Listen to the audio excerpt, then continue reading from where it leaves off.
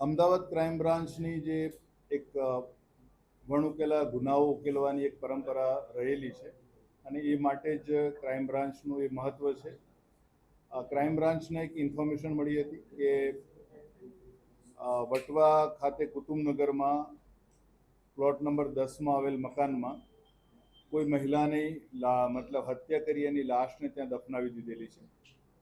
આ ઇન્ફોર્મેશન માત્ર આટલી જ હતી શરૂઆતમાં જ્યારે મળી ત્યારે. એટલે ક્રાઇમ બ્રાન્ચની ટીમ દ્વારા આ જે માહિતી છે એના ઉપર કામ કરવામાં આવ્યું લાંબા સમય સુધી અને ત્યારબાદ એ નક્કી કરવામાં આવ્યું કે જે મકાનમાં આ કુતુબનગરમાં મકાન કયું છે. આ મકાનમાં એ રીતે મળ્યું મકાન કે બધા જ મકાનોમાં ત્યાં જેટલા મકાનો અત્યારે હયાત છે એ મકાનોમાં એક જ મકાન એવું છે કે જે 5 થી 7 વર્ષથી ત્યાં કોઈ રહેવા આવતું નથી. એ મકાન વિશેની માહિતી મળતા અમને ખબર પડી કે એ મકાન અગાઉ સાલિયા બીબીનું છે અને એ સાલિયા બીબી હાલ હયાત નથી. સાલિયા બીબીએ થોડા ટાઈમ પછી એ મકાનને વેચેલું હતું, એટલે નવા માલિક પાસે પણ જે માહિતી મેળવવાની હતી એ મેળવવામાં આવી અને ત્યારબાદ એ ખબર પડી કે આજુબાજુના લોકો એવી વાતો કરે છે કે અહીંયા કોઈ રહી શકતું નથી ઘણા લાંબા સમયથી અને લોકો કોઈને કોઈ રીતે પીડાય છે એટલે આ મકાનમાં કોઈ રહેવા તૈયાર નથી. તો આ મહિલા જે છે એ કોણ મહિલા છે એ બાબતે તપાસ કરતા ખબર પડી કે આ મહિલા જે છે એનું નામ એટલે જે અત્યાર સુધીની જે હકીકત બહાર આવી છે, વિગતો જે મળી છે એ પ્રમાણે એ જે ત્યાં મહિલા જે છે કથિત જે નામ આવ્યું છે ફરજાના, અને ફરજાના મૂળ ધોળકાની રહેવાસી હતી. એટલે આ ધોળકાની જે વિગતો છે એ ખાનગી રીતે મેળવવામાં આવી તો ખબર પડી કે ફરજાના જે છે એ 92માં જ્યારે એની ઉંમર કદાચ 17-18 વર્ષની હશે એ વખતે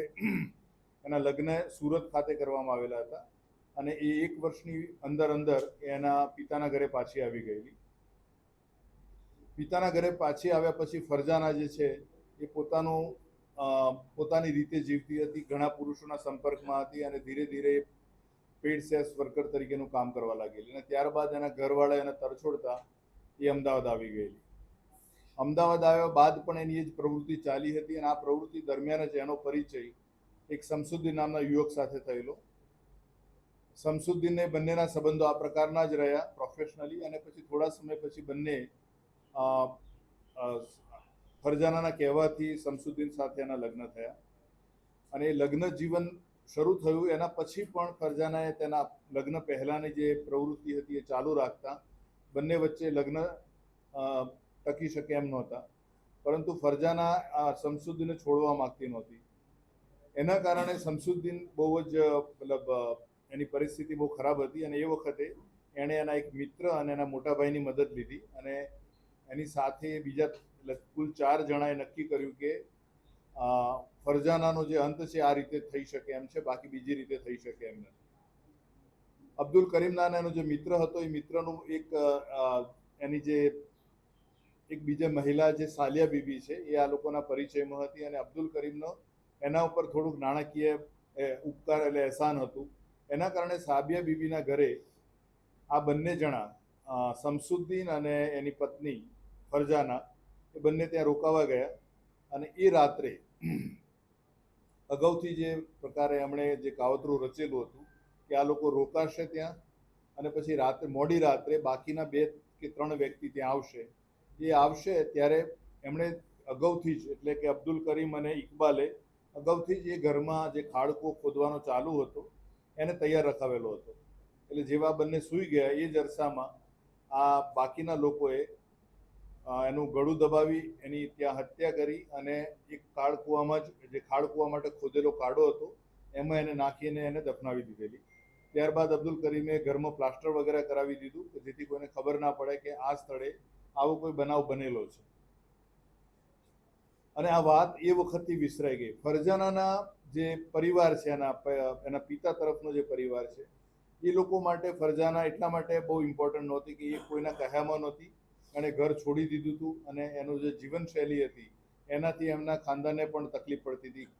આબરૂના કારણે. તો એ રીતે એમને પણ કોઈ રસ નહોતો કે ફરજાના છે કે નથી, એ ક્યાં છે એ વિશે એમને કોઈ જાણકારી, એમને કોઈ રસ જ નહોતો. એમના માટે ફરજાના જે તે વખતે જ હયાત નથી એવું હતું.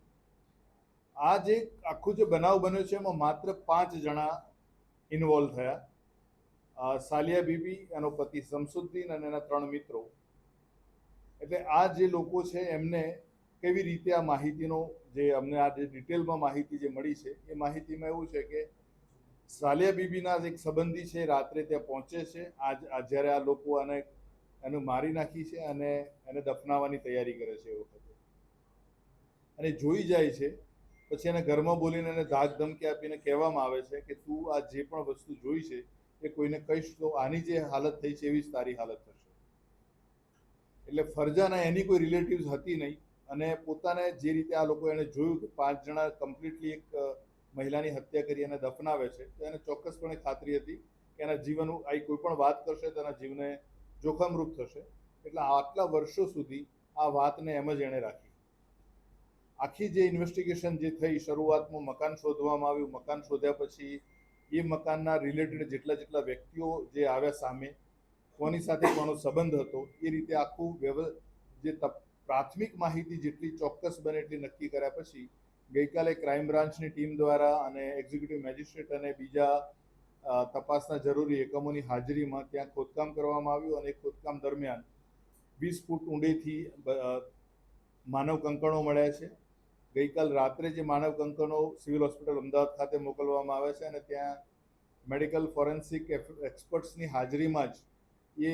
માનવ કંકન મહિલાના છે કે પુરુષના એ નક્કી કરવાનું જણાવ્યું છે, અને ત્યારબાદ એના ડીએનએ લઈ અને એફએસએલમાં મોકલવામાં આવશે. થોડી કેટલીક વિગતોમાં ફરજાનાનો પરિવારમાં એનો ભાઈ જીવિત છે, એટલે આ જે માનવ કંકણ મળ્યા છે એ ફરજાના જ છે, એના માટે એની સાથેની સરખામણી કરવામાં આવશે, અને મેચ થયા બાદ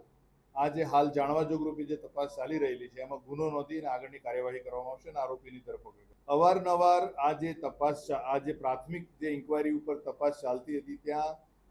વધારે જે મકાન લાંબા સમયથી બંધ હતું એ વખતે જ અડોશી પડોશી લોકોનું કહેવું હતું કે અહીંયા જે પણ રહેવા આવે છે એ રહી શકતું નથી, અને એ લોકો કોઈને કોઈ રીતે પીડાતા હોય છે. અને માન્યતા પ્રમાણે કેટલાક લોકો એવું માનતા હોય છે કે ભાઈ મૃતકનો આત્મા એમને પરેશાન કરે છે, પણ જે તે વ્યક્તિની જેવી સમજ પ્રમાણે આ પ્રકારની વાર્તાઓ ત્યાં ચોક્કસપણે ચાલે છે કે જે પણ લોકો ત્યાં રહેવા આવે છે તે પીડાય છે, એટલા માટે મકાનમાં કોઈ રહેતું નથી. આ જે અત્યારે આ જે સમગ્ર જે ઇન્ફોર્મેશન મળી અને એના આધારે જે તપાસ કરવામાં આવી, એ તપાસનો મુખ્ય હેતુ એવું છે કે મૃતક કોણ છે અને એ મૃતકની હત્યા કરનાર કોણ છે. હવે એ જગ્યા ઉપરના જેટલા જરૂરી બીજી માહિતી જે એકત્રિત કરવાની હોય છે કે આ જગ્યાએ કોણ આવે છે, કોણ નથી આવતું, અથવા કેટલા સમયથી આ મકાન બંધ છે, પણ જે પ્રકારની અલગ અલગ પ્રકારની હિયરસે જે વાતો છે કે કોઈ રાત્રે આવે છે દીવો કરવા કે એ બધું, કે હાલ અમારો મુખ્ય જે ધ્યાન કેન્દ્રિત છે કે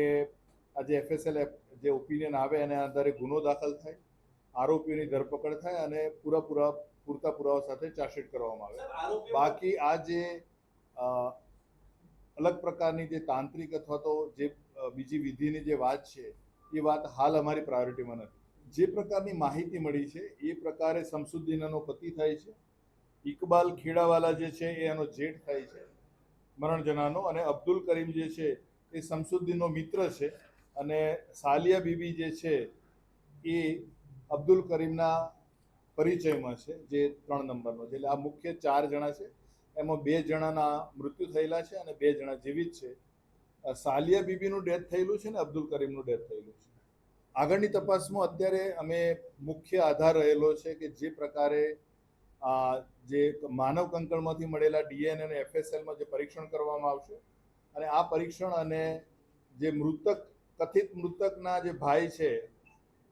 ફરજાનાના, એના સાથે એના મેચ થશે, અને મેચ થતાની સાથે જ એ નક્કી થશે કે આ જે માનવ કંકણ મળ્યા છે એ ફરજાના જ છે. એટલે બાકીની જે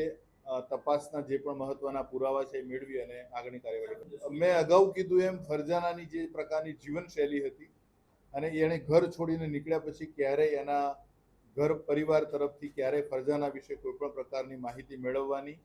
કે ક્યાં છે, શું કરે છે, એવી કોઈ માહિતી અમે મેળવવાનો પ્રયત્ન નથી. ફરજાના આટલા વર્ષોથી, એટલે કે 1992 થી અત્યાર સુધી